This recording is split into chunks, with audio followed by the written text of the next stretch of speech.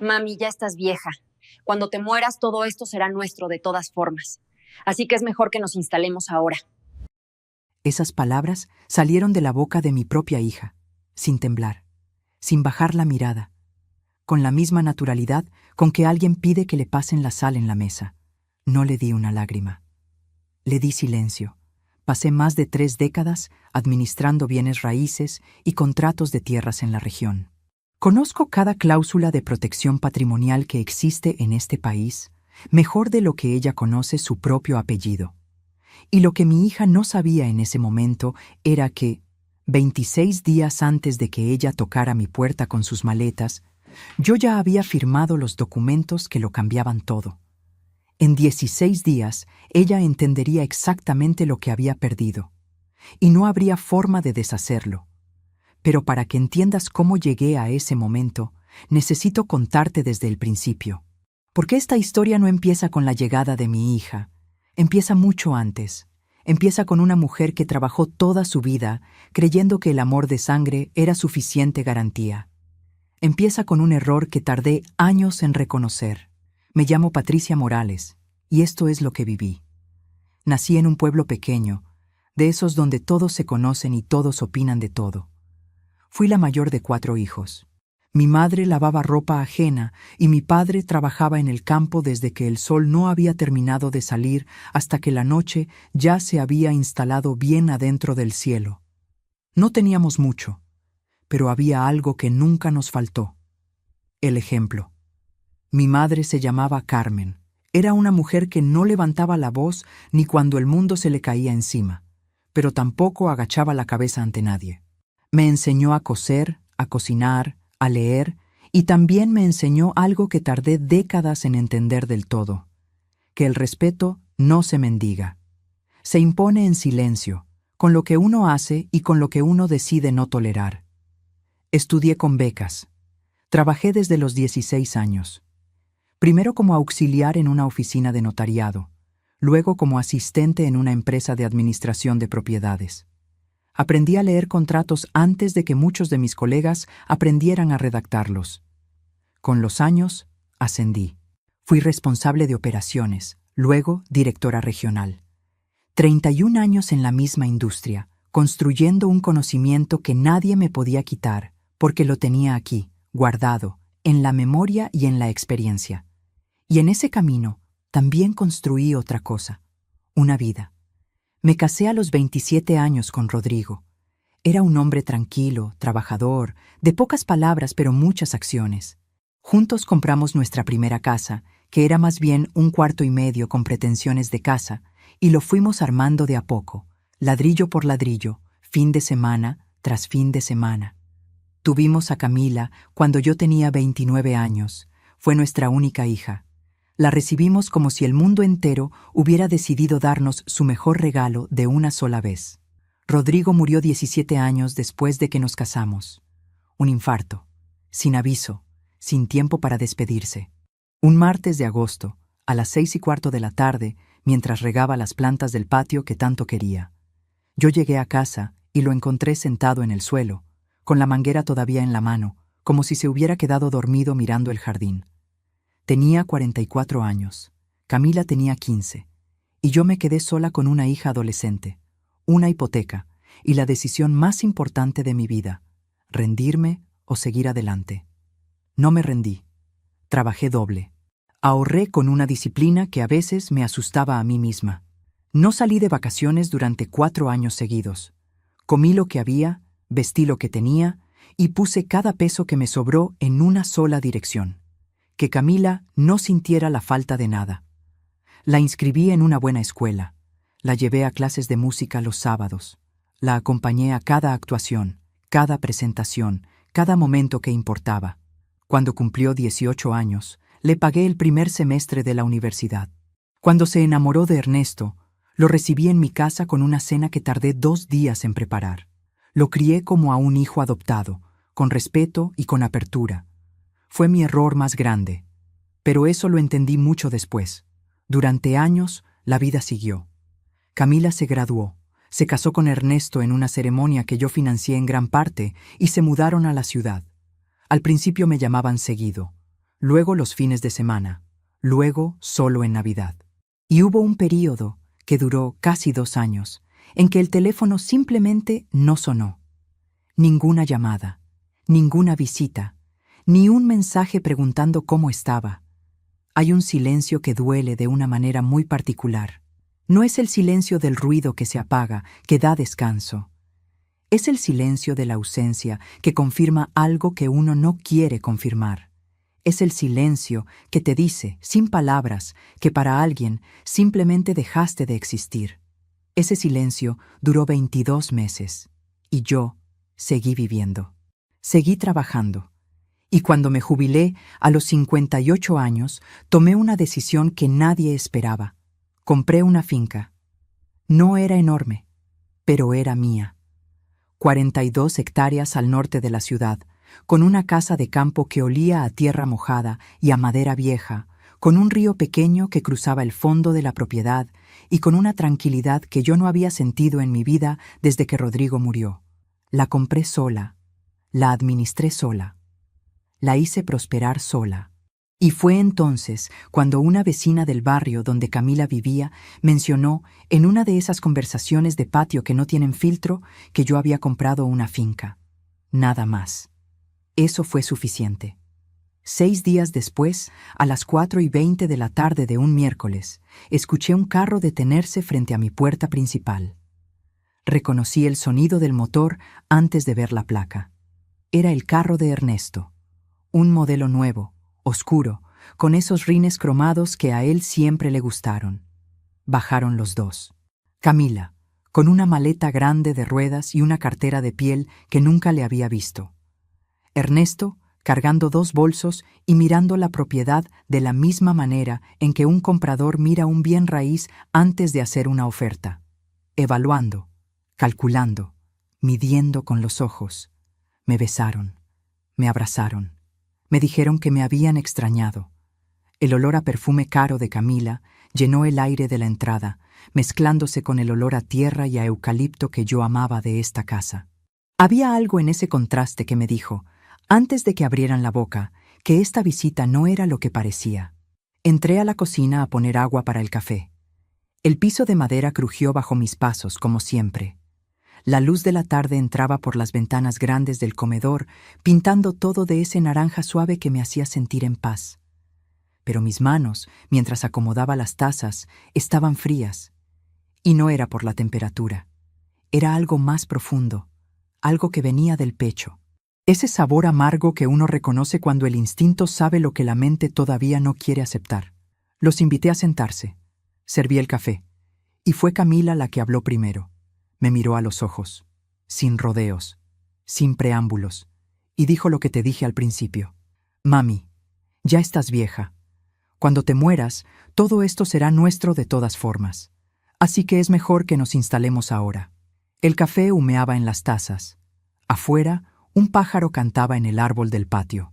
El reloj de la pared marcaba las 4:37. Y yo no dije nada. No porque no tuviera que decir, sino porque ya sabía exactamente lo que iba a decir. Y cuándo. Y cómo. Solo tenían que pasar 16 días más. Antes de seguir, si todavía no lo has hecho, verifica que ya tienes activo el canal y deja tu me gusta en este video. Me ayuda muchísimo a seguir trayendo historias como esta. Y dime en los comentarios, ¿desde dónde del mundo me estás escuchando? Quiero saber hasta dónde están llegando mis palabras. Pero volvamos a esa tarde, porque lo que pasó en las siguientes horas fue algo que no esperaba, ni siquiera yo, que creía haberme preparado para todo. Esa tarde, después de que Camila dijo lo que dijo, Ernesto se levantó de la silla.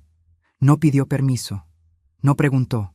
Simplemente empujó la silla hacia atrás, se acomodó el cinturón con esa costumbre suya de quien siempre está listo para algo, y salió por la puerta lateral hacia el patio de la finca. Lo vi por la ventana de la cocina. Caminaba despacio. Se detenía.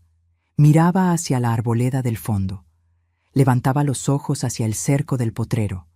Contaba con los dedos, literalmente, como si estuviera sumando mentalmente algo que creía que ya era suyo.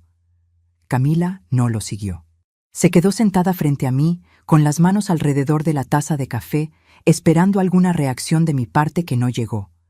Y yo seguí mirándola, en silencio.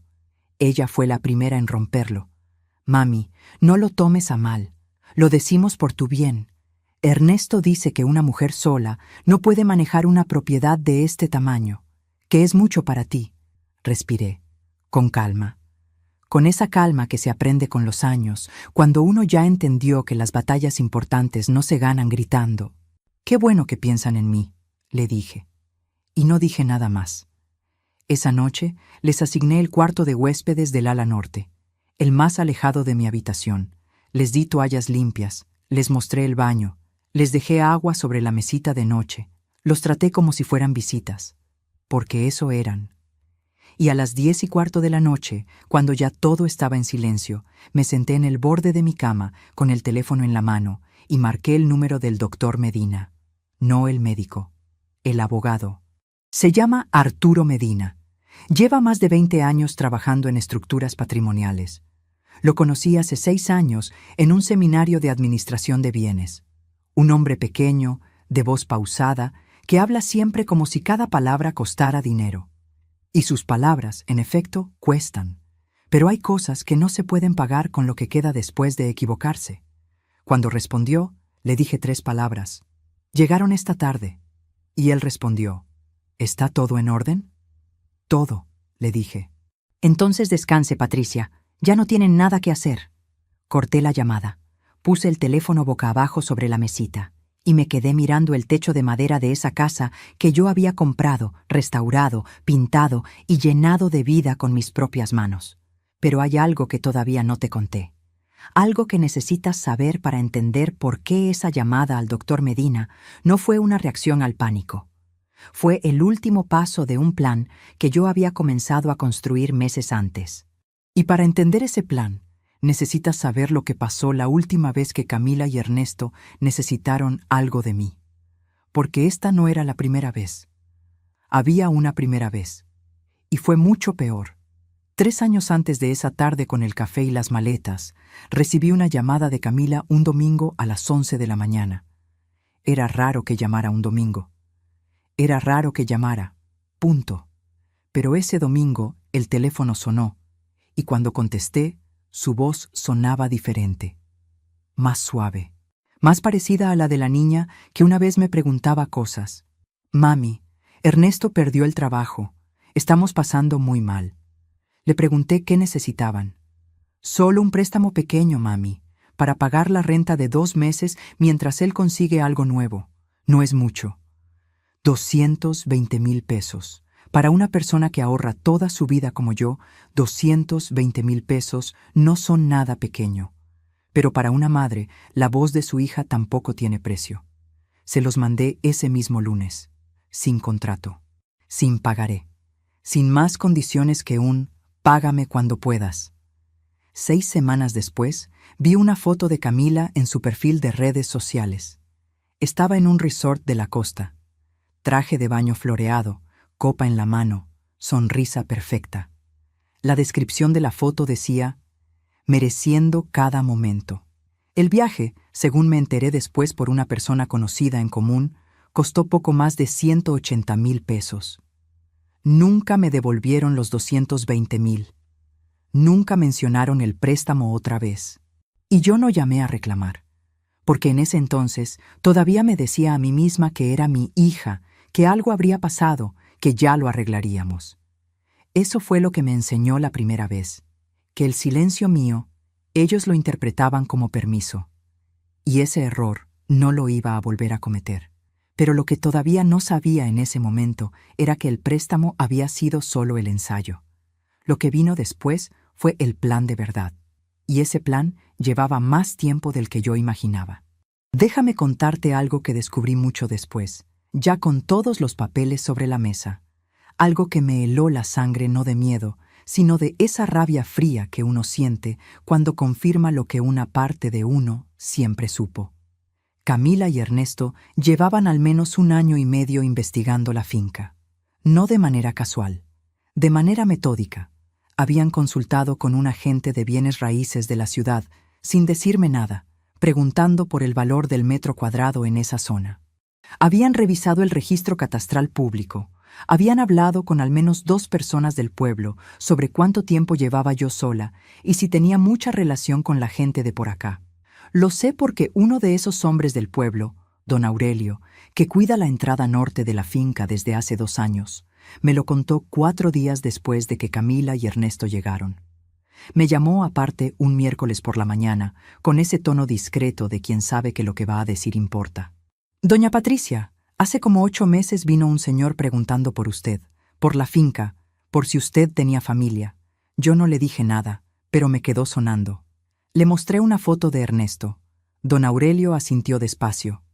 Ese mismo, 8 meses antes, mientras el teléfono de mi casa seguía en silencio, mientras yo no recibía ni un mensaje de Camila, mientras yo me preguntaba si algo habría pasado, si estarían bien, si quizás yo había hecho algo mal.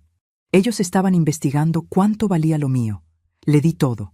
Le di los domingos sin llamada de vuelta. Le di los cumpleaños sin tarjeta, sin flores, sin nada. Le di el silencio de 2 años tragado en silencio. Le di cada noche que me dormí preguntándome en qué había fallado como madre. Y mientras yo cargaba con todo eso, ellos calculaban cuánto tiempo me quedaba de vida. ¿Sabes cuál fue lo que más me dolió cuando don Aurelio me contó eso? No fue la traición de Ernesto. Ernesto nunca me había prometido nada. Lo que me dolió fue saber que Camila lo sabía, que mientras yo le mandaba los 220,000 pesos ese lunes, pensando que estaba ayudando a mi hija a pararse de nuevo, ella ya sabía cuál era el plan. Pero hay algo más. Algo que don Aurelio me contó y que yo todavía no te he dicho. Y necesito contártelo, porque cambia todo lo que viene después. Sin embargo, antes de llegar a eso, hay algo que también debes entender sobre mí, sobre lo que hice durante esos 22 meses de silencio, en lugar de quedarme esperando que el teléfono sonara. Porque yo no estuve cruzada de brazos, ni mucho menos. Cuando cumplí 59 años, 3 meses después de comprar la finca, me reuní con el doctor Medina en su oficina. Era una tarde de martes, fría, con ese olor a papel viejo que tienen las oficinas de los abogados de toda la vida. Sobre su escritorio estaban los planos de la propiedad, los documentos del registro y una carpeta azul con el nombre de lo que íbamos a construir. Una holding familiar. Una estructura legal diseñada específicamente para proteger bienes de situaciones exactamente como la que yo presentía que se venía. No lo hice porque supiera con certeza lo que iba a pasar. Lo hice porque mi madre me había enseñado que una mujer que construye sola no puede darse el lujo de no proteger lo que construyó. El doctor Medina me explicó cada cláusula, las condiciones de acceso, las restricciones de herencia en vida, el mecanismo de bloqueo que impedía que cualquier heredero tomara posesión o reclamara participación mientras yo estuviera en vida y en plenas facultades, y las condiciones que yo misma dicté, que determinarían qué recibiría quién, si es que alguien recibía algo, cuando yo ya no estuviera. Todo quedó firmado, notariado y registrado un jueves de octubre, a las 9:17 de la mañana, 26 días antes de que Camila y Ernesto aparecieran en mi puerta con sus maletas.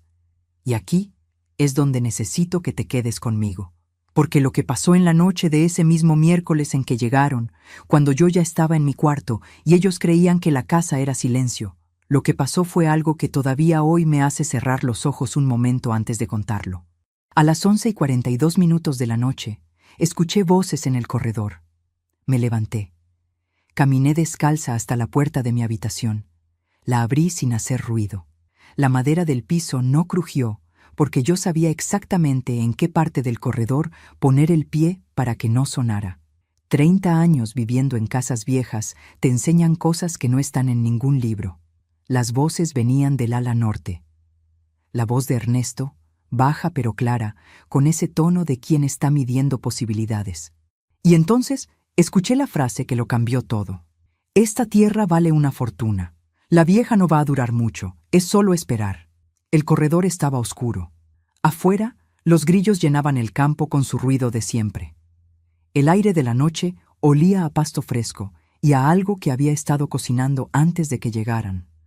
Y yo me quedé quieta, sin moverme, sin respirar fuerte, con ese frío que no viene del clima, sino de confirmar la peor verdad, pero también con algo más. Con esa claridad extraña que llega cuando uno sabe exactamente lo que tiene que hacer y ya no hay margen para dudar. Solo faltaban 16 días, y yo iba a usar cada uno de ellos. A la mañana siguiente me levanté a las 5:15, antes de que el campo despertara del todo, antes de que la luz terminara de decidir si iba a ser un día claro o nublado, antes de que ninguno de los dos abriera los ojos en el cuarto del ala norte. Preparé café, solo para mí. El olor llenó la cocina despacio, mezclándose con el frío de la madrugada que todavía se colaba por la rendija de la ventana. Afuera, los pájaros empezaban su conversación de siempre. El pasto brillaba con el rocío. La finca olía a lo que siempre olía, a tierra viva, a madera, a algo que yo había construido y que me pertenecía de una manera que va más allá de lo que dice un papel. Me senté en la mesa del comedor frente a la ventana grande y me quedé mirando el potrero mientras tomaba mi café. Pensé en mi madre, en cómo ella se levantaba también antes que todos en esa casa pequeña del pueblo, en cómo amasaba el pan sin hacer ruido para que los demás pudieran dormir un poco más, en cómo nunca se quejó de eso, en cómo nunca esperó que nadie le agradeciera, y pensé en cuánto de ella había en mí, y en cuánto de esa misma mujer había intentado darle yo a Camila. Hay señales que uno no quiere ver, no porque sean invisibles, sino porque verlas obliga a tomar decisiones que duelen. Y durante años yo elegí no ver. Elegí interpretar cada silencio como cansancio, cada ausencia como distancia de la vida moderna, cada olvido como descuido, no como intención. Pero la verdad es que las señales habían estado ahí desde mucho antes de esa tarde del miércoles con las maletas y el perfume caro. La primera señal real llegó 8 años atrás. Era el Día de las Madres, un domingo de mayo, con ese calor suave que todavía no aprieta del todo. Yo había esperado desde la mañana. No pedí nada, no mandé mensaje, no insinué. Simplemente esperé, como hacen las madres que todavía creen que sus hijos recuerdan. A las 2 de la tarde sonó el teléfono. Era Camila. «Mami, hoy no vamos a poder ir. Ernesto quedó de ir a un asado con unos amigos y ya comprometimos». Hice una pausa. «¿Un asado?», dije. «Sí, mami, pero te llamo mañana y acordamos algo, ¿bueno?». Ese algo nunca llegó. Eso fue lo que hice ese domingo. Guardé el pastel que había preparado desde el día anterior, envuelto en papel celofán. Lo metí en la nevera y me quedé sentada en el sofá viendo la televisión que no estaba viendo. ¿Sabes qué hice al día siguiente? Llamé a Camila para preguntarle si había llegado bien al asado, para preguntarle si había disfrutado. Eso era yo entonces, todavía buscando la manera de que ella no se sintiera mal por lo que me había hecho sentir a mí. Pero hay algo más que pasó ese mismo año que yo todavía no te he contado. Algo que en ese momento interpreté de una manera y que hoy entiendo de otra completamente distinta. Ese mismo diciembre, Ernesto me pidió que los ayudara a pagar la entrada de un apartamento en la ciudad. No como préstamo esta vez, lo dijo de frente, sin rodeos. «Patricia, usted tiene los recursos. Nosotros somos familia.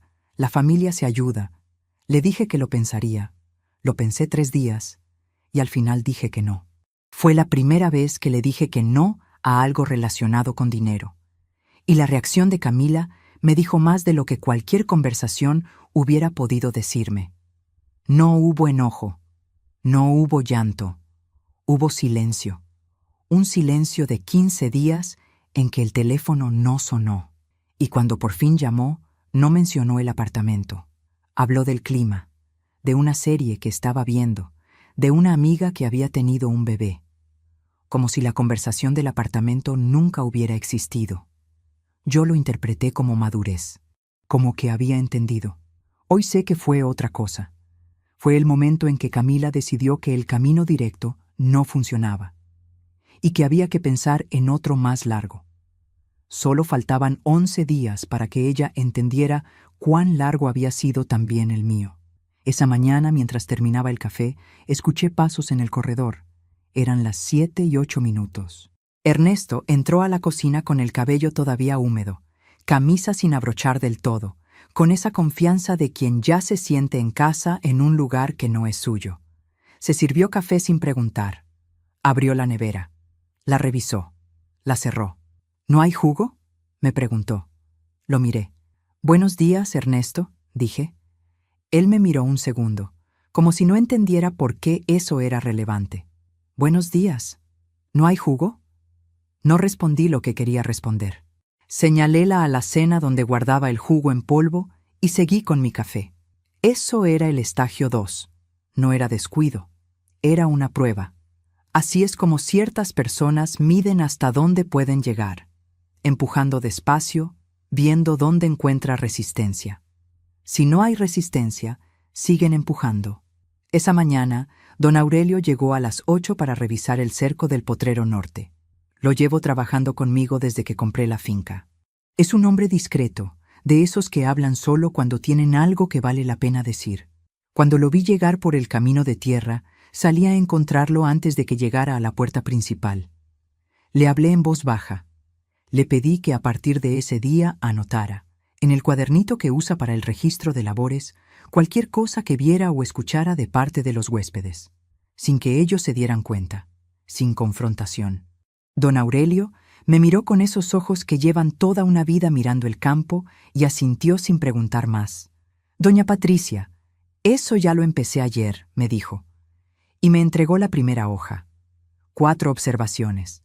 Ernesto había recorrido el perímetro sur antes del desayuno. Había hecho 3 fotos con el teléfono hacia el área del río. Había preguntado a uno de los jornaleros cuántos años llevaba trabajando ahí y si la señora pensaba quedarse mucho tiempo en la finca. Un jornalero. Le preguntó a un jornalero. Doblé la hoja. La guardé en el bolsillo del delantal. Esa fue la primera pieza de evidencia formal. Habría muchas más.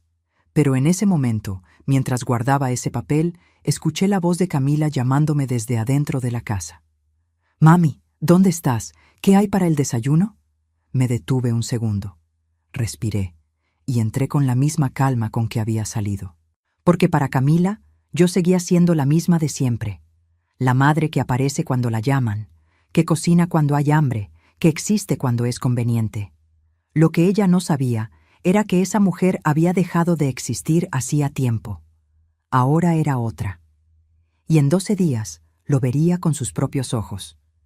Esa tarde, mientras Ernesto descansaba en la hamaca del patio con los pies cruzados y el teléfono en la mano, Camila se me acercó en la cocina. Tenía ese tono que reconozco desde que era niña, cuando quiere algo y todavía no sabe cómo pedirlo. «Mami, Ernesto dice que esta finca tiene mucho potencial, que con una inversión se podría hacer algo grande aquí, un negocio, ¿entiendes? Algo que beneficiara a todos». La miré picar las cebollas que no le había pedido que picara. «¿Y qué tipo de inversión propone Ernesto?», pregunté. «Pues que nosotros nos quedemos aquí una temporada y ayudemos a administrar. Él tiene experiencia en negocios, mami. Y así tú descansas, que ya te lo mereces». Administrar. Esa palabra. Como si lo que yo había construido durante 3 años necesitara que alguien más viniera a administrarlo. Sonreí. «Qué bueno que Ernesto piensa en el futuro», dije, y cambié de tema. Pero esa noche, a las 10:53, anoté esa conversación en mi cuaderno, con fecha, con hora, con las palabras exactas que recordaba. Había empezado ese cuaderno 2 meses antes, cuando algo en mí empezó a presentir que el silencio de Camila no iba a durar para siempre, y que cuando terminara, no iba a terminar con flores. Para ese día, el cuaderno tenía 9 páginas escritas. Esa noche llegó a 11. ¿Sabes qué es lo más difícil de todo esto? No fue el descubrir que mi hija venía por la finca. Eso, en algún lugar que no quería reconocer, ya lo sabía. Lo más difícil fue recordar el momento exacto en que todo pudo haber sido diferente. Fue un domingo de hace 4 años. Camila me llamó, y esa vez la voz sí sonaba diferente, más cansada, más real. «Mami, ¿puedo ir a verte este fin de semana? Solo yo». Le dije que sí. Le preparé su cuarto. Hice su comida favorita.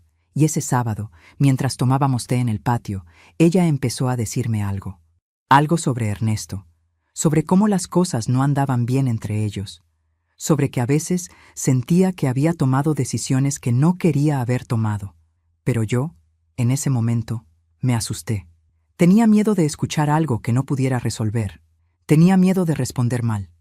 Tenía miedo de que si ella hablaba de sus problemas con Ernesto, yo dijera algo que la alejara más. Así que cambié el tema.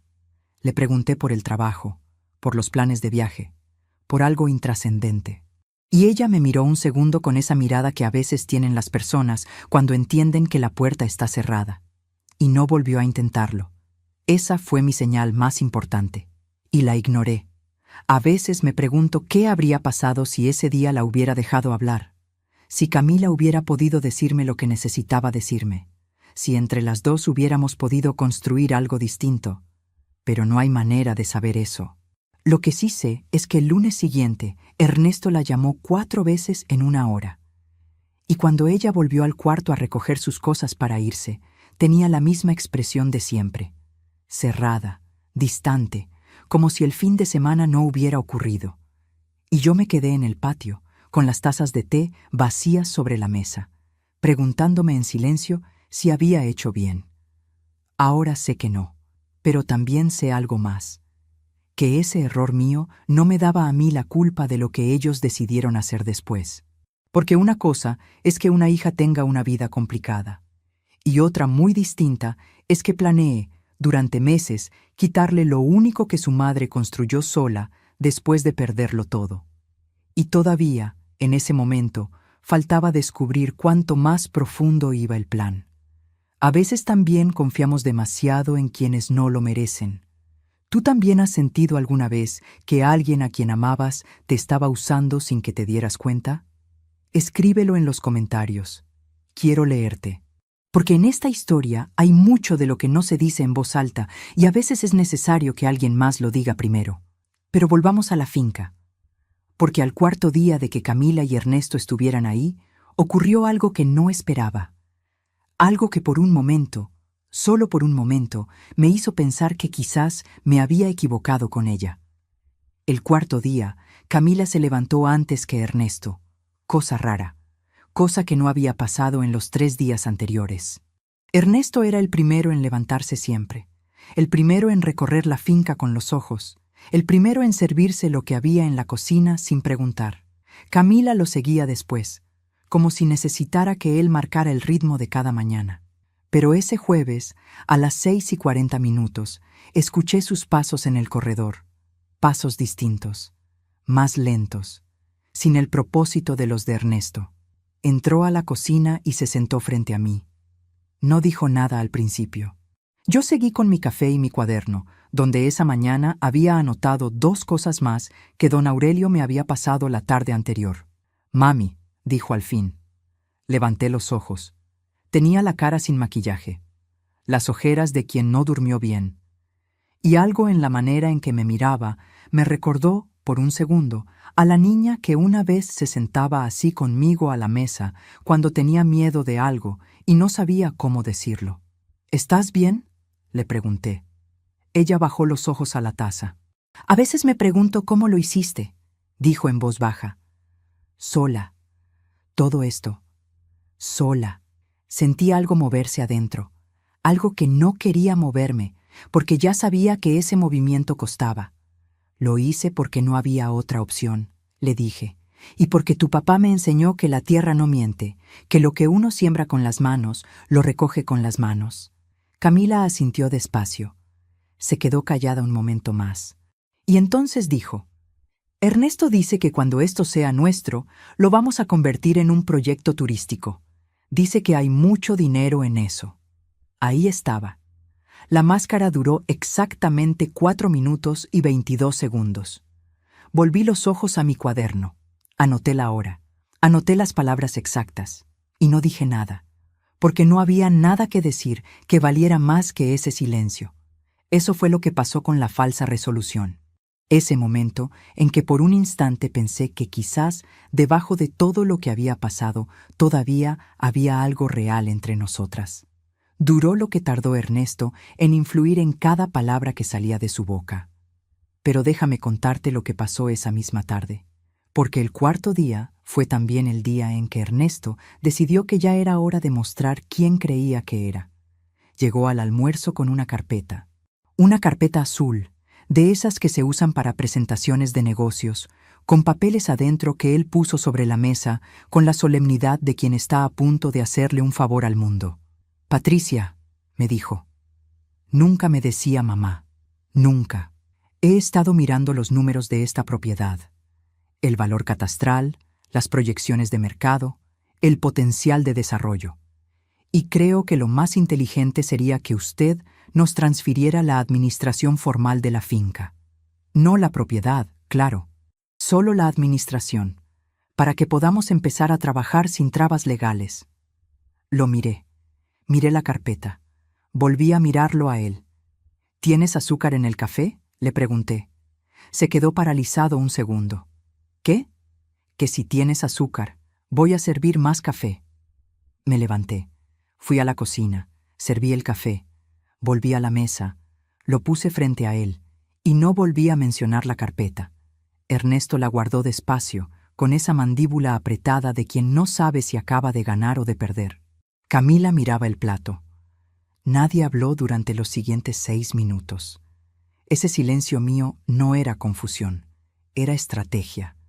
Cada vez que yo no reaccionaba como ellos esperaban, perdían un poco de terreno. Y perder terreno los hacía impacientes, y la impaciencia los hacía cometer errores. Yo solo tenía que esperar. Solo faltaban 11 días. Pero lo que vino después del almuerzo fue algo que ya no tenía nada de ambigüedad. Ernesto salió al patio. Camila se quedó recogiendo los platos, cosa que tampoco había hecho los días anteriores. Y yo me quedé en la mesa, con el café, observando por la ventana. Ernesto sacó el teléfono, marcó un número, caminó hacia el fondo del patio, lejos de la casa. Habló durante 17 minutos. No escuché qué dijo, pero sí vi cómo gesticulaba, cómo señalaba hacia el cerco norte, cómo abría los brazos como midiendo distancias, cómo al final se rió de algo que dijo la persona del otro lado. Una risa tranquila, satisfecha, de quien cree que el asunto ya está resuelto. Esa noche, a las 9:15, fui al cuarto de herramientas donde guardo una pequeña caja de metal con llave. Adentro estaban los documentos que el doctor Medina me había devuelto después de que todo quedó registrado. Los saqué, los revisé uno por uno bajo la luz de la lámpara. Todo estaba en orden. La escritura de la holding, las cláusulas de restricción, las condiciones de herencia, mi firma, su sello notarial, el número de registro. Todo en orden. Los guardé de nuevo. Cerré la caja, la volví a su lugar y volví a mi cuarto con esa sensación que no es alivio todavía, pero que se le parece. La sensación de saber que el suelo bajo los pies es firme, aunque el viento afuera sea fuerte. Pasaron 2 días más. El 6º día ocurrió algo que no había previsto. Llegó al mediodía una mujer a la que no reconocí de inmediato. Alta, con el cabello corto, ropa de ciudad. Bajó de un carro gris y preguntó por mí con una familiaridad que no correspondía a alguien que no me conocía. Resultó ser la hermana de Ernesto. Se llamaba Verónica, y nadie me había avisado que vendría. La invité a pasar porque soy quien soy, y porque en esta casa la educación no se negocia. Pero mientras preparaba el almuerzo para 4 personas en lugar de 3, escuché desde la cocina la conversación en la sala. No la escuché entera. Escuché fragmentos. La voz de Ernesto. Ya está todo visto, solo es cuestión de que ella firme. La voz de Verónica. ¿Y si no quiere? La voz de Ernesto, más baja. Va a querer. Las viejas solas siempre quieren compañía. Eso es lo que las hace fáciles. Puse la cuchara sobre el mesón. Despacio, con un cuidado que no tenía nada que ver con la cuchara. El arroz hervía. La carne olía a comino y a laurel, que es como la hacía mi madre, que es como la aprendí a hacer yo, que es como la había estado haciendo en esta cocina desde que era mía. Y yo estaba ahí, con las manos apoyadas sobre ese mesón que había lijado con mis propias manos cuando compré la casa, escuchando cómo un hombre que yo había recibido en mi mesa durante años me llamaba fácil. No lloré, no grité, no fui a la sala a decirle nada. Lo que hice fue servirle el almuerzo, con la misma gracia de siempre, con la misma amabilidad, con el mismo café después, porque eso es lo que hace una mujer que ya sabe lo que viene. No gasta energía en lo que no necesita gastarse. Mi energía estaba guardada para otro momento. Verónica se fue esa tarde a las 4:20. Antes de subir al carro, me dio un abrazo y me dijo que yo era una mujer muy admirable. Lo dijo con una sonrisa que no llegó a los ojos. Yo le devolví la sonrisa con una que sí. Esa noche, mientras Camila y Ernesto veían algo en el televisor de la sala con el volumen alto, yo estaba en mi cuarto, en voz baja, hablando con el doctor Medina por teléfono. Le conté lo de Verónica, lo de la carpeta, lo de las conversaciones que había documentado. Él escuchó todo en silencio. Al final dijo: «Patricia, ¿recuerda lo que le dije el día que firmamos?». Lo recordaba perfectamente. Me había dicho: «El día que alguien intente convencerla de firmar algo, o de cambiar algo, o de ceder algo, ese es el día que usted llama, no antes». «Todavía no han pedido nada formal», le dije. «Ya lo harán», respondió él. «Y cuando lo hagan, usted ya sabe qué hacer». Corté la llamada. Me quedé en silencio un momento, sentada al borde de la cama con el teléfono en la mano. Afuera, el campo estaba oscuro y quieto. La luna llena iluminaba el potrero de esa manera que siempre me pareció casi irreal, como si alguien hubiera puesto una lámpara muy grande y muy gentil sobre todo lo que era mío. Y por primera vez en esa semana, sonreí de verdad. No de estrategia, no de contención, de esa certeza que viene cuando uno sabe, en los huesos, que está parado sobre suelo firme. Pero lo que todavía no sabía esa noche era que al día siguiente Camila haría algo que borraría cualquier rastro de duda que yo todavía pudiera tener sobre sus intenciones. Algo tan calculado, tan frío, tan diferente a la niña que yo creía haber criado, que pasé varios minutos sin poder levantarme del lugar donde me senté cuando me enteré. Y eso, lo que pasó ese séptimo día, es lo que necesito contarte ahora, porque es el momento en que todo cambió de velocidad. El séptimo día amaneció con lluvia, una lluvia fina, de esas que no hacen ruido pero que mojan todo, que se meten por los bordes de las ventanas y dejan el aire con ese olor a tierra húmeda que en otro momento me habría parecido hermoso. Ese día no lo noté, porque a las 8:42 de la mañana, don Aurelio tocó a mi puerta de servicio con un golpe diferente al de siempre. 3 toques cortos, la señal que habíamos acordado para cuando tuviera algo urgente que contarme. Abrí. Lo hice pasar a la cocina. Cerré la puerta. Puso sobre la mesa su cuadernito abierto en la última página escrita, y me señaló con el dedo, sin decir nada, una sola línea. La leí una vez. La leí 2 veces. Me senté. La noche anterior, mientras yo hablaba con el doctor Medina, Ernesto había tenido su propia conversación.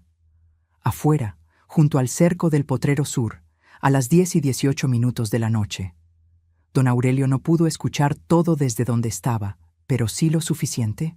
Ernesto había llamado a alguien que don Aurelio describió como un hombre de traje que vino en carro blanco hace 3 semanas a mirar la finca sin entrar.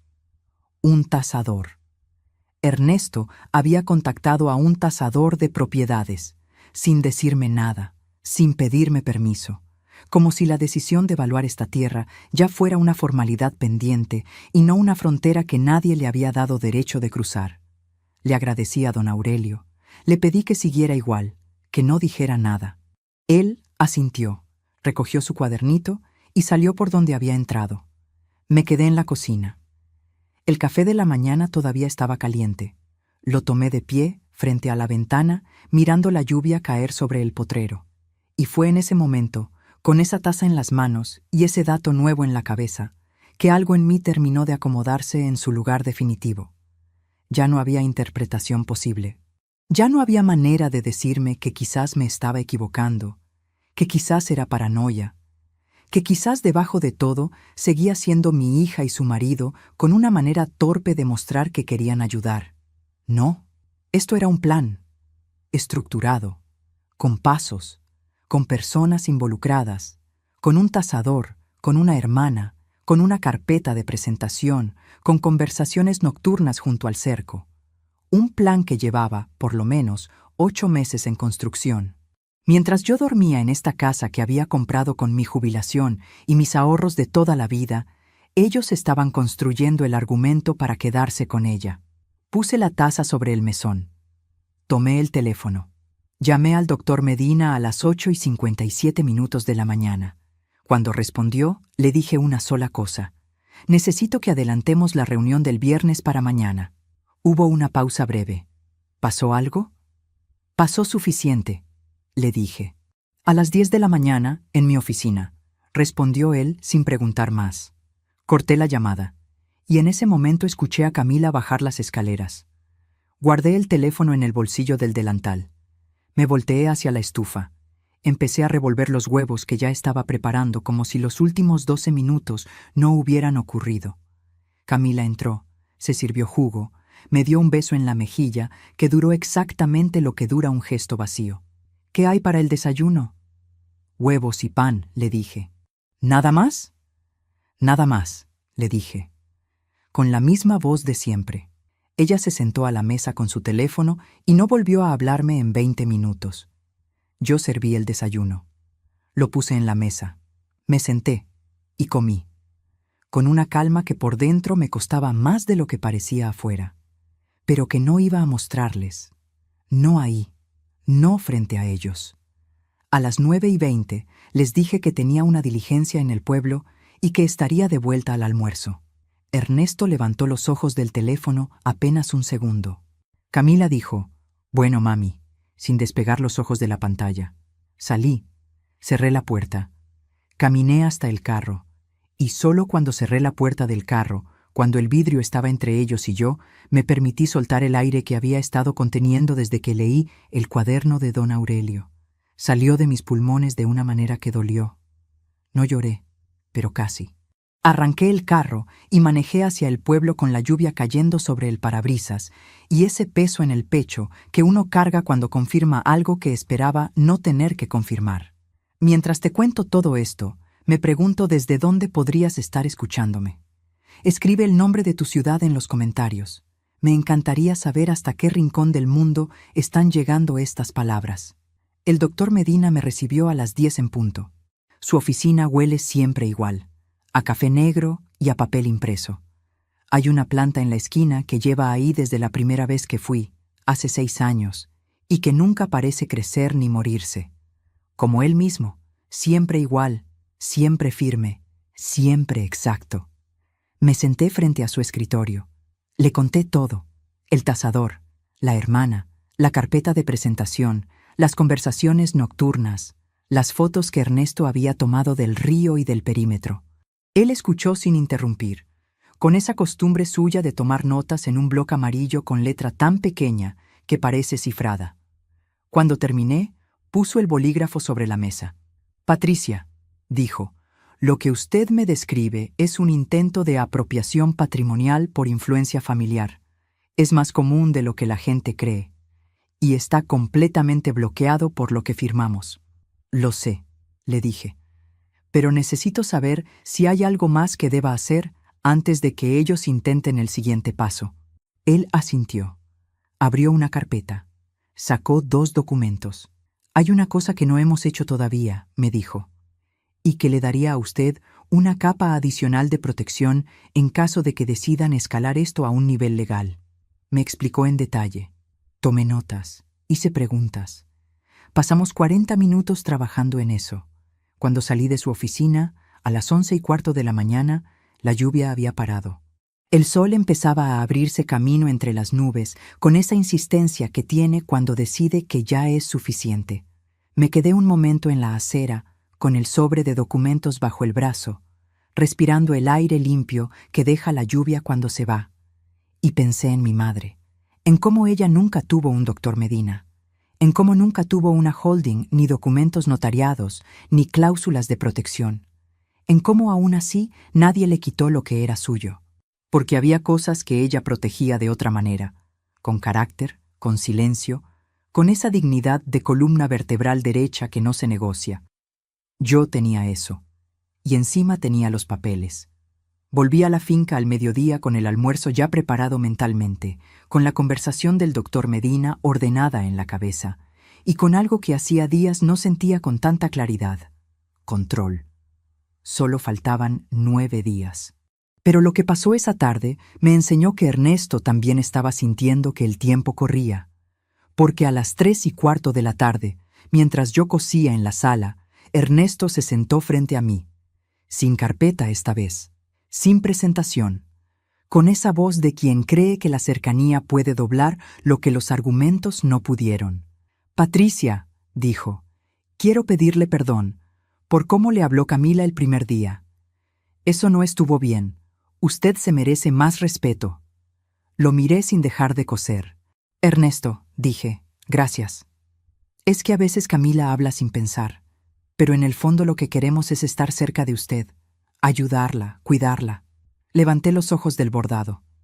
«Qué bueno», le dije, con una sonrisa real, de esas que uno puede dar cuando está tranquilo por dentro. Él esperó que dijera algo más. No dije nada más. Volvió a intentarlo. «Lo de la administración que le propuse es solo para ayudarla, Patricia.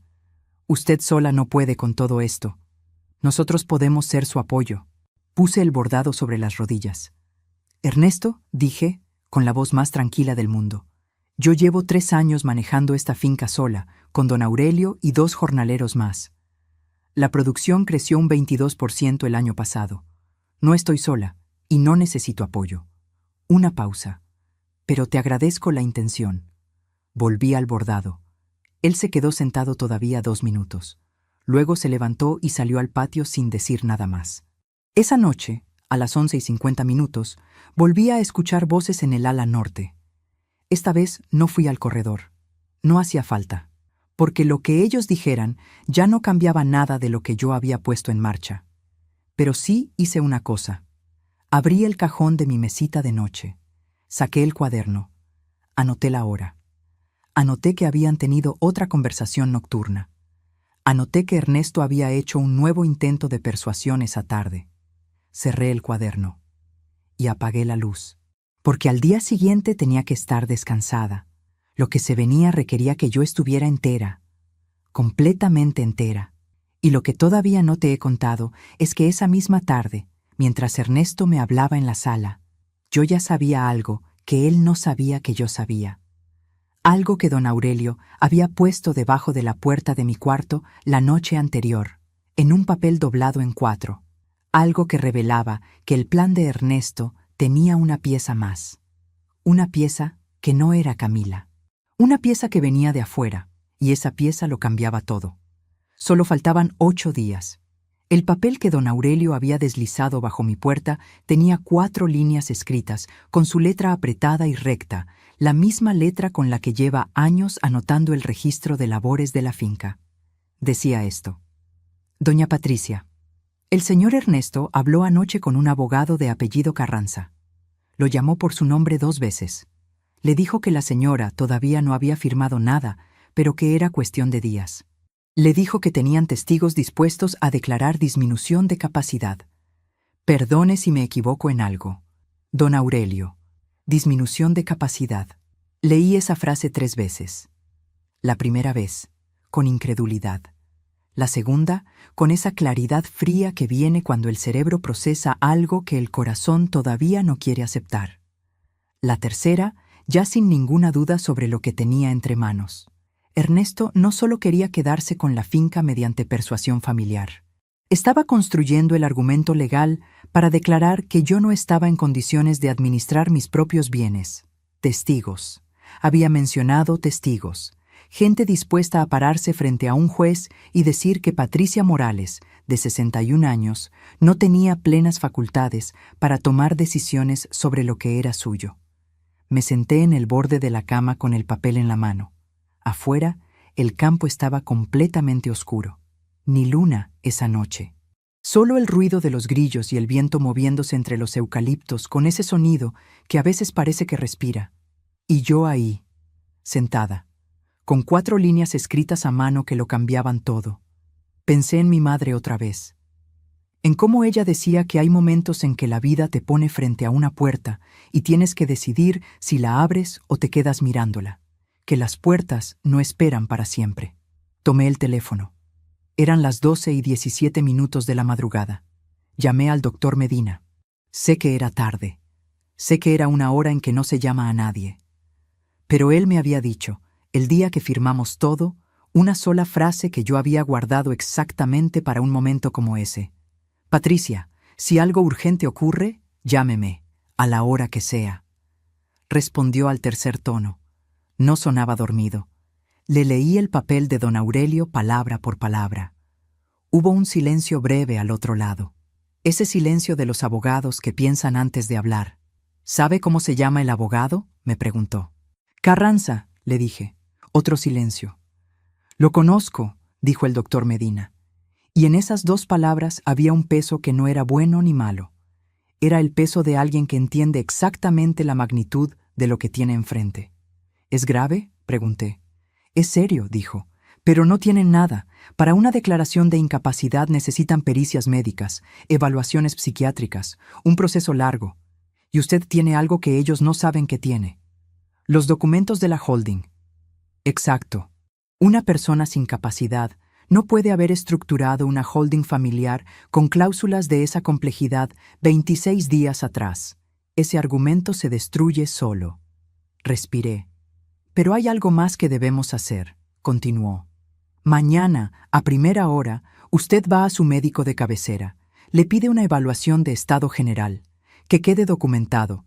Fecha, hora, resultados. De acuerdo. Y Patricia, dígame. No cambie nada en su comportamiento con ellos. Siga igual. No los confronte todavía.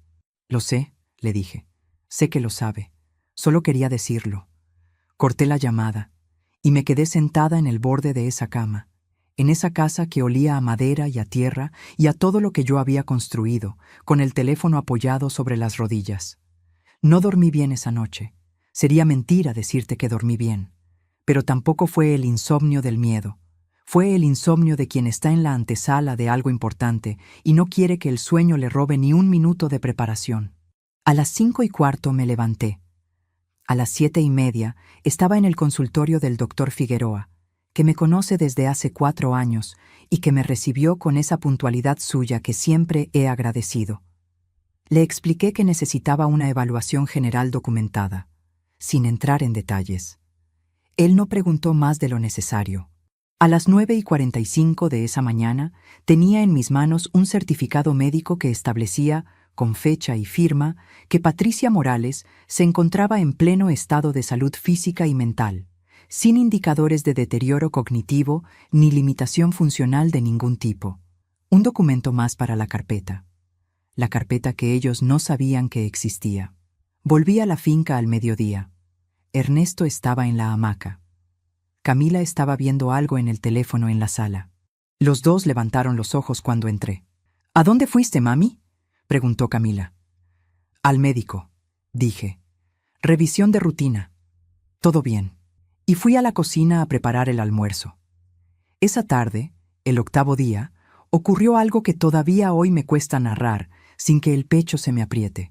No porque me lastimara, sino porque fue el momento en que entendí, de una manera definitiva, que la persona que tenía frente a mí ya no era la niña que yo había criado. O tal vez nunca lo fue. Tal vez nunca lo supe. Ernesto recibió una llamada a las 4 de la tarde. Esta vez no fue al patio. Se quedó en la sala, hablando con esa confianza de quien ya no siente que necesita ocultarse. Y yo, desde la cocina, escuché fragmentos. Ya está casi listo. Sí, la firma de la vieja no va a ser problema. Le digo que no va a ser problema. Carranza dice que con los testigos es suficiente para el proceso. 3 semanas más. Máximo. 3 semanas más. Tenían un cronograma. Tenían a Carranza, al tasador, a los testigos. Tenían todo armado. Solo les faltaba el último paso, o conseguir que yo firmara algo voluntariamente, o iniciar el proceso legal de incapacidad si no lo hacía. Apoyé las dos manos sobre el mesón de la cocina. Cerré los ojos un segundo. Sentí el frío de la piedra bajo las palmas. Sentí el olor del guiso que estaba cocinando. Escuché el sonido de la voz de Ernesto mezclado con el de la cuchara golpeando la olla. Y sentí algo que no tiene un nombre exacto, pero que se parece mucho a una decisión que ya no tiene vuelta atrás. Abrí los ojos. Seguí cocinando. Esa noche, después de cenar, hice algo que no había hecho desde que ellos llegaron. Me senté en la mecedora de la baranda, la misma donde me siento cada tarde cuando el campo se va poniendo de ese color dorado que precede a la oscuridad. La que heredé de una señora del pueblo que la vendió junto con una casa que yo ayudé a administrar hace años y que me la regaló porque dijo que yo era la única que sabía apreciar las cosas con historia. Me senté ahí y me puse a revisar, en silencio, todo lo que tenía. Las anotaciones del cuaderno, 14 páginas para ese entonces, las hojas del cuadernito de don Aurelio, 6 páginas con fechas, horas, observaciones, el certificado médico del doctor Figueroa, los documentos de la holding, las 2 declaraciones escritas que le había pedido, discretamente, a don Aurelio y a uno de los jornaleros, describiendo lo que habían visto y escuchado durante esa semana. Y una cosa más, algo que había hecho el 5.º día, sin decírselo a nadie, sin que nadie lo supiera. Había instalado, en el corredor principal de la casa y en la entrada del patio, 2 cámaras pequeñas de seguridad. Las había comprado 3 semanas antes de que Camila llegara, cuando el presentimiento ya era más que presentimiento. Las imágenes de esos 8 días estaban guardadas en una memoria externa que dormía en el fondo de la caja de metal del cuarto de herramientas. Cada recorrida de Ernesto por el perímetro, cada conversación en el patio, cada llegada, cada salida, registrado, con fecha, con hora. La mecedora crujió despacio bajo mi peso mientras yo revisaba mentalmente esa lista. Le di toda mi vida. Le di los sábados de música y los domingos de catecismo. Le di los 4 años sin vacaciones para que no le faltara nada. Le di la boda que ella soñó y yo pagué. Le di los 220,000 pesos que nunca volvieron. Le di el silencio de 22 meses sin reclamar nada. Y ellos me habían dado, a cambio, un tasador, un abogado de apellido Carranza, testigos comprados, y un cronograma de 3 semanas para quedarse con lo mío. Mañana sería el día en que todo empezaría a moverse. Mañana iba a llamar al doctor Medina para darle la señal definitiva. Ya no era cuestión de esperar, era cuestión de actuar. Solo faltaban 7 días para que ellos lo entendieran. Pero a ellos, esa noche, todavía les quedaban 7 días de creer que el plan era suyo, y eso me parecía justo, que durmieran tranquilos una noche más, porque lo que se venía, lo que yo había construido en silencio durante meses, iba a ser mucho más contundente de lo que cualquier carpeta azul o cualquier abogado de nombre Carranza podía imaginar. Y lo que todavía no te he contado, lo que descubrí esa misma noche mientras revisaba las imágenes de las cámaras en mi teléfono, es algo que cambia el peso de toda esta historia. Algo que ya no tenía que ver solo con la finca. Algo que tenía que ver con una persona que yo no esperaba ver en esas imágenes, y que cuando la vi tuve que pausar el video, soltar el teléfono sobre la mecedora y quedarme mirando el campo oscuro durante varios minutos antes de poder seguir. En las imágenes de la cámara del patio, grabadas el 5.º día a las 3:42 de la tarde, aparecía una persona que yo no había visto llegar. No había entrado por la puerta principal. Había entrado por el portón lateral del potrero sur, el que da al camino de tierra que bordea la propiedad por el lado del río. El que usaban los jornaleros cuando llegaban temprano y yo todavía no había abierto la entrada principal. Alguien le había abierto ese portón, y ese alguien era Camila. La imagen era clara. Camila abriendo el portón desde adentro. Un hombre de traje oscuro entrando. Los dos caminando juntos hacia el área de los galpones, lejos de la casa principal, lejos de donde yo estaba esa tarde cosiendo en la sala sin saber nada. Estuvieron ahí 27 minutos. El hombre llevaba una carpeta, la misma carpeta azul que Ernesto había puesto sobre mi mesa el cuarto día, o una igual. Al final de los 27 minutos, el hombre sacó algo de la carpeta. Camila lo revisó. Asintió. Él volvió a guardarlo. Se dieron la mano con esa formalidad de quien está cerrando un trato, no despidiéndose de alguien que acaba de conocer. Y Camila lo acompañó de vuelta al portón sur. Lo cerró desde adentro. Y volvió a la casa con las manos vacías y la misma expresión de siempre. Esa tarde me había dicho que había ido a revisar el lavadero porque creía que había una gotera. Pausé el video, puse el teléfono sobre la mecedora y miré el campo oscuro durante varios minutos. No porque no supiera procesar lo que había visto, sino porque hay cosas que, aunque las esperas, cuando llegan, necesitan un momento para asentarse, para volverse reales del todo. Mi hija no era una víctima del plan de Ernesto. Era parte del plan desde el principio. Tal vez desde el principio de todo. Levanté el teléfono. Guardé el video en la memoria externa junto con los demás. Anoté en el cuaderno la hora, la descripción del hombre, la duración de la reunión, el portón que usaron.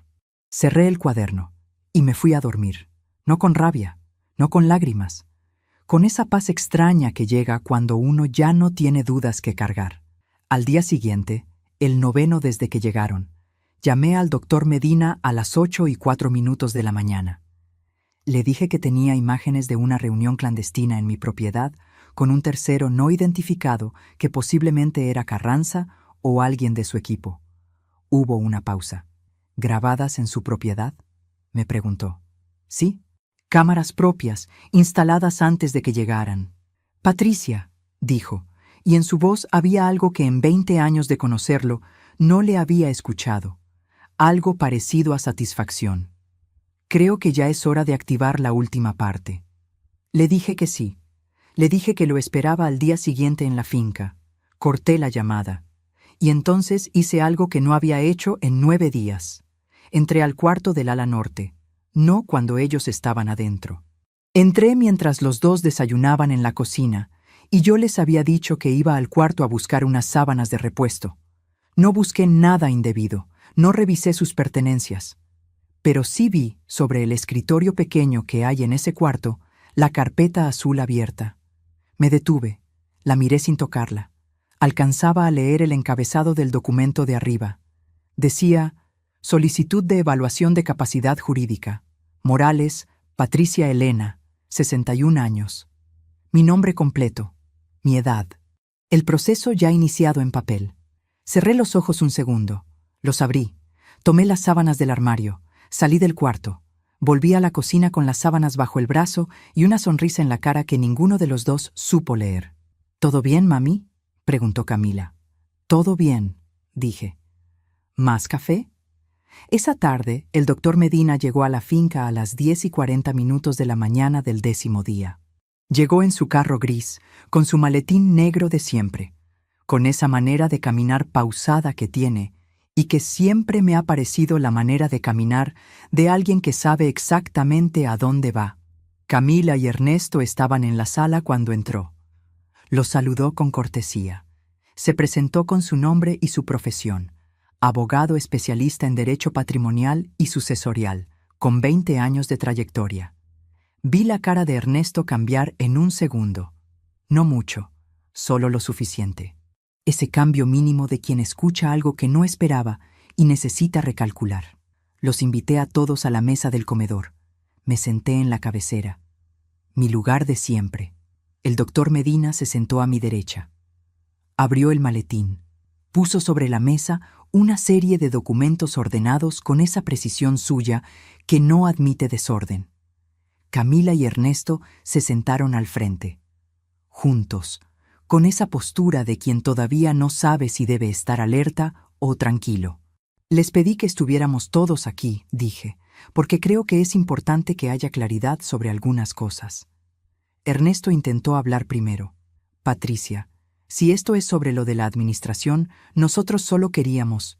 Ernesto, lo interrumpí, con calma, con una voz que no subió ni un tono. Por favor, déjame terminar. Se detuvo, y en ese silencio que siguió, el aire del comedor cambió de temperatura. El olor a madera vieja y a café de la mañana seguía ahí. La luz del sol entraba por las ventanas del lado este, pintando franjas largas sobre la mesa. Afuera, un pájaro cantó 2 veces y se cayó. El doctor Medina colocó el primer documento frente a ellos. Este es el acta de constitución de la sociedad patrimonial que administra esta propiedad, dijo con su voz de siempre, neutral como un instrumento bien calibrado. Fue constituida y registrada hace 36 días. La propietaria y administradora única es Patricia Morales. Ningún heredero, cónyuge de heredero o tercero tiene derecho de acceso, uso, administración, ni reclamo sobre ningún bien incluido en esta estructura, mientras la señora Morales esté en vida y en plenas facultades. Camila miró el documento. Lo miró como si las palabras estuvieran escritas en un idioma que reconocía, pero no podía descifrar del todo. Segundo documento, continuó el doctor Medina. Certificado médico emitido hace 4 días por el doctor Felipe Figueroa, médico de cabecera de la señora Morales, estableciendo pleno estado de salud física y cognitiva. Lo puso sobre el primero. Tercer documento. Declaraciones firmadas de 2 trabajadores de la propiedad describiendo actividades y conversaciones observadas durante los últimos 10 días. Ernesto abrió la boca. La cerró. Cuarto. El doctor Medina no aceleró ni desaceleró. Tenía el ritmo de alguien que ha hecho esto muchas veces y sabe que el tempo lo es todo. Registro de imágenes de cámaras de seguridad instaladas en la propiedad antes de la llegada de los visitantes, mostrando una reunión no autorizada en terreno privado con un tercero no identificado el día 16 de este mes, a las 3:42 de la tarde. Camila se quedó completamente quieta. El color de su cara cambió de una manera que no tenía nada que ver con el maquillaje. «Y quinto», dijo el doctor Medina, y puso el último documento sobre la mesa con la misma calma con que había puesto los otros 4. Una carta formal dirigida al señor Rodrigo Carranza, abogado, notificándole que cualquier acción legal iniciada contra la señora Morales, bajo argumentos de limitación de capacidad, será respondida con la presentación de todos los elementos anteriores, más una denuncia formal por intento de fraude patrimonial con agravante de vínculo familiar. El nombre de Carranza. Vi a Ernesto tragar saliva. Fue lo único que hizo durante 30 segundos completos. Camila tenía los ojos fijos en los documentos. No en mí, en los documentos. Como si en alguna de esas páginas hubiera una salida que yo no había cerrado. No la había. Yo había cerrado todas. Entonces la miré y esperé a que me mirara a mí. Tardó, pero al final levantó los ojos. Y lo que vi en esa mirada no fue lo que esperaba ver. No vi rabia. Vi a alguien que acaba de entender, en un segundo, todo lo que ha perdido. Y no solo la finca. Todavía me pregunto si hice lo correcto, si había otra manera de haberlo manejado, si debía haber hablado antes, haber confrontado antes, haber intentado algo diferente en algún momento de estos años. ¿Y tú? ¿Qué habrías hecho en mi lugar? Dímelo en los comentarios. De verdad quiero saber qué piensas, porque esta decisión no fue fácil, y a veces uno necesita saber que otros también la habrían tomado. El silencio en la mesa del comedor duró exactamente 2 minutos y 40 segundos. Los conté en mi cabeza mientras miraba a Camila y a Ernesto, cada uno atrapado en su propio proceso interno, cada uno intentando encontrar una salida que no existía. Fue Ernesto quien habló primero. Intentó hacerlo con esa voz de negocios que usa cuando cree que todavía tiene control. Patricia, esto es un malentendido. Nosotros nunca quisimos... Ernesto, lo interrumpí de nuevo, con la misma calma. No es un malentendido. Los documentos hablan por sí solos, y hablan claro. Él miró al doctor Medina, buscando algún tipo de apoyo profesional que no llegó. El doctor Medina simplemente reorganizó los 5 documentos en el centro de la mesa, perfectamente alineados, como piezas de ajedrez que ya habían ganado la partida. Camila fue la siguiente. Mami. Su voz era diferente, más aguda, más frágil.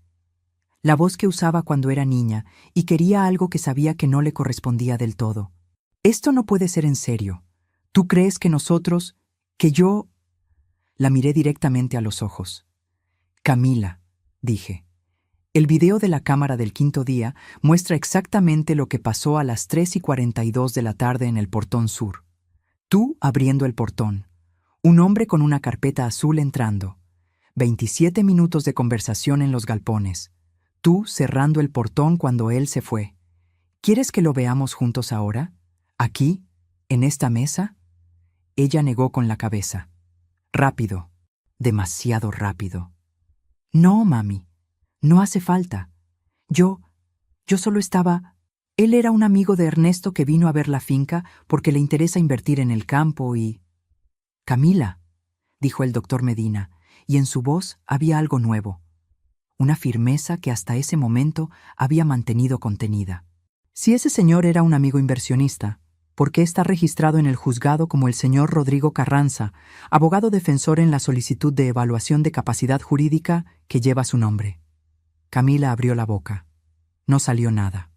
Ernesto puso una mano sobre la mesa, con fuerza, lo suficiente para que el sonido resonara en el comedor silencioso. Esto es ridículo, dijo. Ustedes no pueden acusarnos de nada. Nosotros somos familia.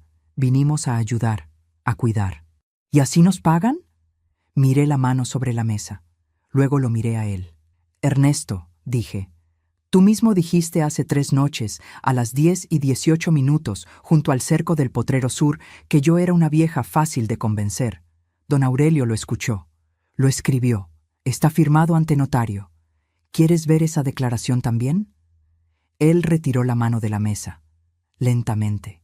El color de su cara pasó de rojo a gris en segundos. Camila empezó a llorar entonces. No ese llanto controlado de quien busca generar compasión, sino ese llanto descontrolado de quien entiende que el terreno bajo los pies acaba de desaparecer. «Mami», dijo entre sollozos, «tú eres mi madre. ¿Cómo puedes hacerme esto? ¿Cómo puedes ponerte del lado de un extraño antes que de tu propia hija?» Me levanté de la mesa. Caminé hasta la ventana del comedor. Miré el potrero por donde el sol todavía pintaba todo de ese dorado suave que precede a la tarde. El aire olía a tierra seca y a eucalipto. El mismo olor que había olido el día que compré esta finca. El mismo olor que olía cada mañana cuando me levantaba a las 5:15 para trabajar en lo mío. Volteé hacia ella. «Camila», dije, «tú dejaste de ser mi hija el día que decidiste que mi muerte era una formalidad administrativa. El día que abriste ese portón para un abogado que iba a declarar que tu madre no está en condiciones de manejar lo que construyó con 31 años de trabajo». Ella negó con la cabeza, todavía llorando.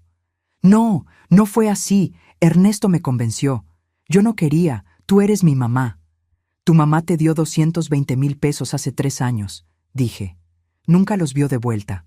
Tu mamá te pagó la mitad de tu boda. Te dio 4 años, sin vacaciones, para que no te faltara nada cuando Rodrigo murió. Tu mamá esperó 22 meses de silencio sin reclamar nada. Y tú le diste, a cambio, una carpeta azul con su nombre en una solicitud de incapacidad». El doctor Medina carraspeó suavemente. «Señora Morales», dijo, «si está lista, yo puedo proceder con la lectura de la notificación final». Asentí. Él tomó el 5º documento. Camila Vargas de Morales y Ernesto Morales, leyó, con esa precisión quirúrgica que tienen los abogados cuando saben que cada palabra cuenta, se les notifica formalmente que cualquier intento de apropiación, administración o reclamo sobre los bienes administrados por la sociedad constituida por Patricia Elena Morales será respondido con acciones legales que incluyen, pero no se limitan, a denuncia por intento de fraude patrimonial agravado por vínculo familiar, demanda por daños morales, solicitud de orden de alejamiento de la propiedad y comunicación a las autoridades competentes de cualquier actividad observada que configure delito. Bajó el documento. ¿Alguna pregunta? Ninguno de los dos dijo nada. Camila seguía llorando. Ernesto miraba la mesa como si en la madera estuviera escrita la salida que no encontraba. Yo volví a mi silla, me senté y esperé, porque el silencio después de algo así no es casualidad. Es el momento en que cada uno procesa lo que ya no se puede cambiar. Ernesto fue el primero en reaccionar físicamente. Se levantó. Caminó hasta la ventana donde yo había estado parada. Se quedó mirando el potrero. ¿Y ahora qué?, dijo, sin voltear. Ahora, dije, ustedes hacen las maletas y se van de mi casa en la próxima hora. El doctor Medina quedará como testigo de que salieron por su propio pie y sin confrontación. Él se volteó. ¿Y si no nos vamos? Si no se van, respondió el doctor Medina antes que yo. En 48 horas tendrán una notificación judicial oficial de desalojo, más la denuncia penal que mencioné. Camila levantó la cara, con las manos temblando todavía. ¿Mami? ¿En serio? ¿Nos vas a echar así? Después de todo lo que... No terminé su frase por ella. Sí, Camila, dije. En serio. Porque lo que tú planeaste conmigo no se llama amor de madre e hija. Se llama apropiación ilegal. Y yo no permito que nadie, ni siquiera mi propia sangre, me quite lo que construí con estas manos. Ella se levantó entonces. Rápido, demasiado rápido. «Eres una madre horrible», gritó. «Una egoísta, una vieja amargada que prefiere papeles antes que a su familia». Las palabras resonaron en el comedor. Rebotaron en las paredes que yo había pintado. Golpearon las ventanas que yo había limpiado. Se quedaron flotando en el aire que yo había llenado de vida estos 3 años. Y yo la miré, con calma. Con esa calma que viene cuando uno ya no tiene nada que perder ni nada que demostrar. Camila, dije, esas palabras me liberan, porque durante años cargué con la culpa de no ser suficiente para ti. Durante 22 meses esperé una llamada que nunca llegó. Durante 3 años construí esto sola. Y hoy, con esas palabras, me das permiso para soltar esa culpa de una vez por todas. Ella no respondió. No podía. Porque en ese momento entendió algo que yo había entendido 9 días atrás, que entre nosotras ya no había vuelta atrás. Ernesto tomó su brazo. «Vámonos», le dijo en voz baja. Camila lo miró como si no entendiera. «Vámonos», repitió él. Subieron las escaleras juntos. Se escucharon los pasos en el corredor norte. Se escucharon las cremalleras de las maletas. Se escuchó el ruido de cajones abriéndose y cerrándose. 28 minutos después, bajaron, con las maletas. Camila no me miró cuando pasó por el comedor. Ernesto sí. Me miró con esa mezcla de rabia contenida y cálculo que siempre había tenido. El doctor Medina se levantó. «Yo los acompaño a la puerta», dijo. Y los acompañó. Desde la mesa, escuché el crujir de la puerta principal, abriéndose. El sonido de las maletas rodando sobre la grava del camino de entrada. El motor del carro de Ernesto arrancando. Los neumáticos moviéndose sobre la tierra. Y luego, silencio. El doctor Medina volvió al comedor. Cerró la puerta con suavidad. Se sentó frente a mí. «¿Está bien?», me preguntó. Sonreí. Por primera vez en 10 días, sonreí de verdad. «Sí», dije. «Estoy bien». Él asintió. Guardó los documentos en el maletín. «¿Algo más que necesite de mí hoy?» «Solo una cosa», dije. «Que quede todo registrado. Que quede claro que salieron sin confrontación». «Ya está hecho», respondió. «Y Patricia hizo lo correcto». Se levantó, me dio la mano y se fue. Me quedé sola en la mesa del comedor, con el sol todavía entrando por las ventanas, con el olor a madera y a tierra entrando por las rendijas, con el peso que había cargado durante 10 días, 22 meses y años enteros, finalmente levantado de mis hombros. Me levanté, caminé hasta la baranda. Miré el camino por donde se habían ido y respiré profundo. 10 días se habían cumplido exactamente. Los que necesité para confirmar todo lo que ya sabía, para reunir todo lo que necesitaba y para poner fin a lo que ellos habían tardado meses en construir. Han pasado 6 meses desde esa tarde en el comedor. 6 meses desde que las maletas rodaron sobre la grava del camino de entrada. 6 meses desde que el carro de Ernesto desapareció por el recodo del camino norte, levantando una nube de polvo que se quedó flotando en el aire mucho después de que ellos se fueran. La finca sigue igual. O mejor dicho, la finca está mejor. El potrero norte dio una cosecha récord de maíz el mes pasado. Don Aurelio consiguió un contacto para vender la madera de eucalipto del cerco este a un precio que ninguno de los dos jornaleros había visto en años. El río del fondo, que a veces baja mucho en la sequía, sigue corriendo igual, con ese sonido constante que me despierta a las 5:15 de la mañana y que me dice que todo está en orden. Yo también estoy mejor, no porque el tiempo cure las heridas, sino porque a veces la única manera de empezar a sanar es cortando de raíz lo que te envenena. El primer mes después de que se fueron, esperé las llamadas. No porque las quisiera, sino porque una parte de mí todavía necesitaba confirmar que el silencio podía ser definitivo. No llegaron. El segundo mes llegó una carta. Del doctor Medina. No era de él propiamente. Era una copia certificada de la resolución judicial que declaraba sin lugar los argumentos de incapacidad presentados por el abogado Carranza. El caso se desestimó por falta de fundamento, por falta de todo. La guardé en la caja de metal del cuarto de herramientas, junto con los otros documentos, junto con el cuaderno de 14 páginas que ya no volvía a abrir. El tercer mes, don Aurelio me contó que había visto a Ernesto en el pueblo, preguntando por trabajo en una ferretería. No consiguió nada. El pueblo es pequeño, la gente habla, y la gente que sabe lo que pasó aquí no contrata a quien planea quitarle lo suyo a una mujer sola.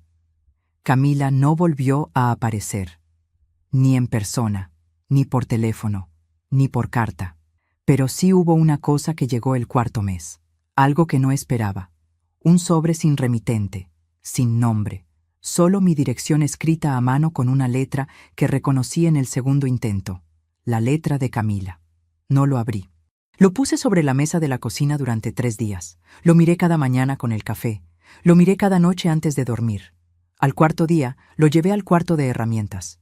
Lo puse dentro de la caja de metal, sin abrirlo. Porque hay cosas que ya no necesitan palabras. Hay cosas que se dicen con acciones. Y las acciones de Camila durante esos 10 días, durante esos 22 meses, durante esos años, habían dicho todo lo que necesitaba saber. Esta finca ya no es solo tierra, es prueba. Prueba de que una mujer puede quedarse sola a los 44 años, con una hija adolescente y una hipoteca, y salir adelante. Prueba de que 31 años leyendo contratos te enseñan a escribir los tuyos propios. Prueba de que el silencio de una madre no es debilidad, es estrategia. Prueba de que el respeto no se mendiga, se impone con lo que uno construye y con lo que uno decide no tolerar. Me senté en la mecedora de la baranda esta mañana, con el mismo sol dorado entrando por el este, con el mismo olor a tierra y a eucalipto, con el mismo río corriendo al fondo. Pensé en mi madre, Carmen, en cómo ella lavaba ropa ajena desde las 4 de la mañana para que sus 4 hijos tuviéramos algo que comer. En cómo nunca levantó la voz, pero tampoco agachó la cabeza. En cómo me enseñó, sin decirlo nunca con palabras, que la dignidad no se negocia.